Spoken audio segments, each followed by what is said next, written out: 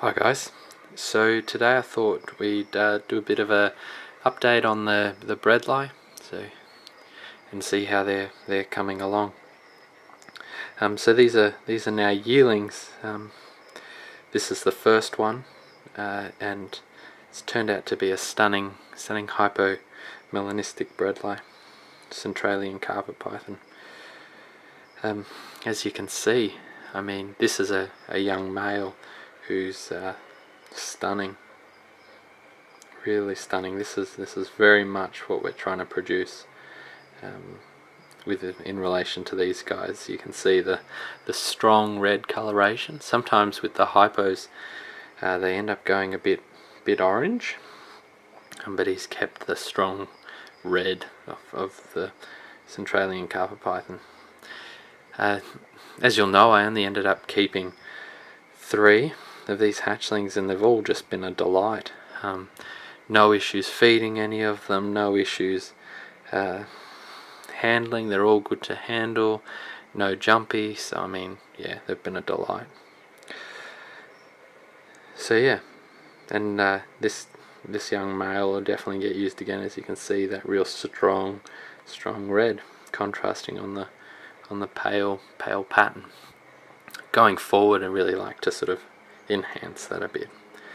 But anyway, we'll check the others out and then check out a few other little bits. Okay, so here we are with the second one. This one's considerably bigger. Well, not considerably, but noticeably bigger than the other one. But very much more that classic Bredli look. She's actually in shed, so her colour's definitely not coming up, and the contrast in the pattern, as you sort of can see, she's got that sort of fogged out look that comes with being in shed, but still beautiful Bredli. And maybe you can see, but if it'll focus, no it won't, but maybe you can see on your computer at home there's a definite dark ringing around the patterning of this little girl.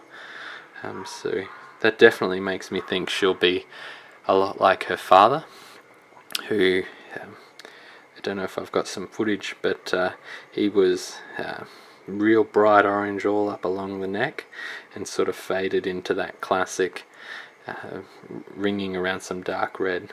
So that's quite common for Bredli, Centralian carpet pythons, is to be have a hypermelanistic appearance across the front half, and then fade into the more traditional dark ringing. So yeah, but again, just beautiful temperaments on them. They give us no grief. It'll be interesting to see actually how their eye colour develops, because the male that was used, as she's being difficult, the male that was being used actually has blue eyes, and my female ribbon has silver eyes. So it'll be interesting to see how they turn out in these guys.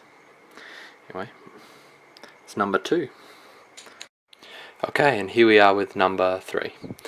Again, another really nice example of a hypermelanistic Centralian carpet python.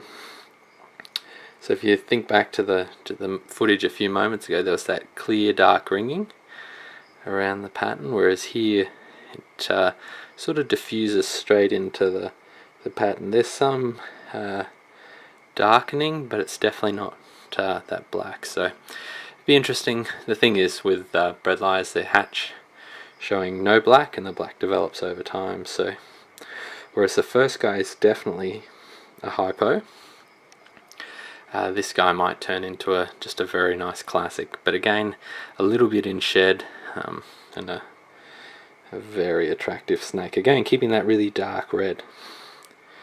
Going forward with these guys, I think that's really going to be the key.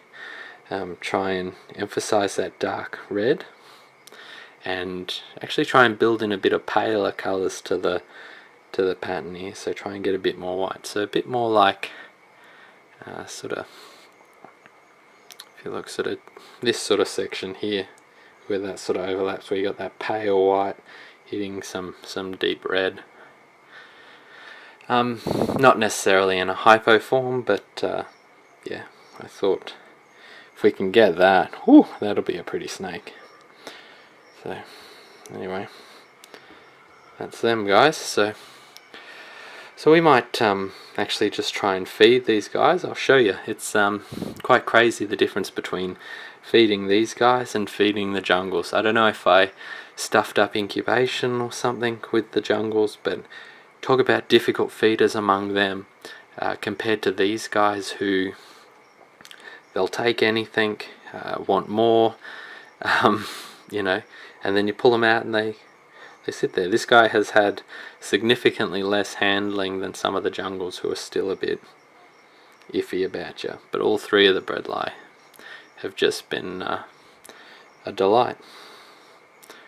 So anyway, we'll leave it at that, and yeah, we'll move on to feeding these three. Here we go. Okay guys, and here we go. So we'll just try and feed them all in reverse order. So feeding them on adult mice. As you can see, just terrific feeders. Really? Hopefully I haven't jinxed them. That one's sitting on the branch.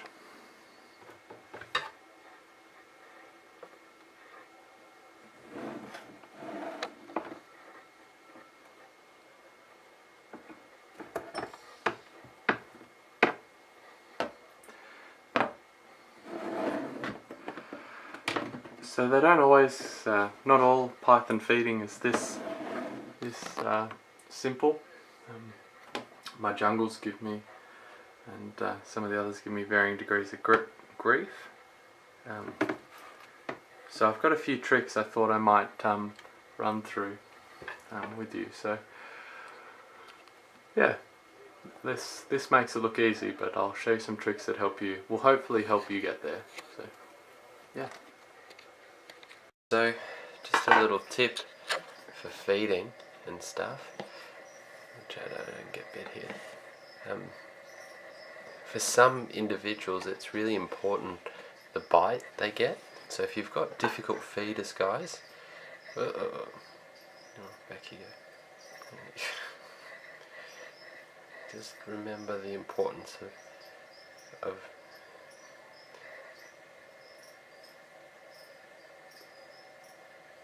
bite, sorry. So this little female jungle carpet python, sorry I can't do everything, I don't have a million hands, but basically wasting my time if she doesn't get a bite on the head, because she won't eat it. She'll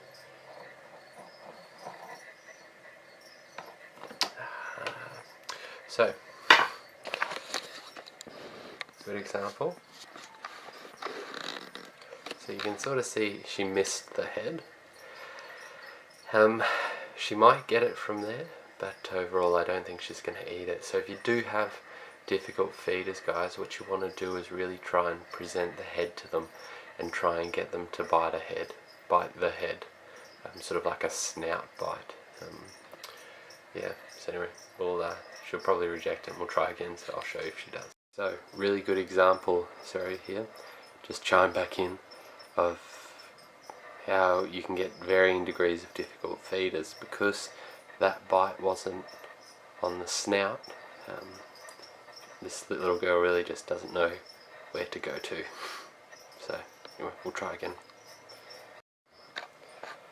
Okay, and there we have the snout bite that I was talking about, and you can see we're going to have no problem there. She'll go straight down, and you can see the second mouse that she'll eat, but again she'll have to let go of it to start again. But yeah, just thought I'd offer a little bit of help if you do have a difficult feeder, difficult in the sense of trying to get them to bite and eat it. Make sure that they're getting a face bite on it. Yeah, just a little tip, hopefully it helps you. Okay, and aren't you guys lucky you get to see it on 2 different species? The same thing of the importance of a snout bite. 2 difficult feeders.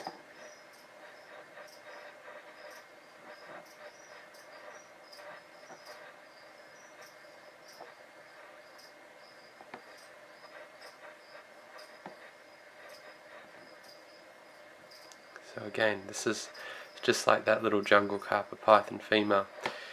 If this young male Stimsonii doesn't get a bite on the head, bite on the actual face, then we're wasting our time. There we go. Oh, you missed it. There you go. Okay guys, so as this female has another one, just thought I'd finish and say hopefully you found the tips helpful, and yeah, the last little bit was just there's actually a, if you excuse the finger, just behind the head on that little bit of neck, a bit of a reactionary spot in pythons, and that can be really helpful in getting difficult feeders to actually feed. Tapping that spot will almost evoke a flinch strike, and you saw it with the Stimson, where I sort of bumped him on the side and he sort of gaped, opened his mouth. Anyway, so like I said, hopefully you found it useful. Please let me know if you do actually want a few more of these sorts of tips, but anyway, hope you enjoyed.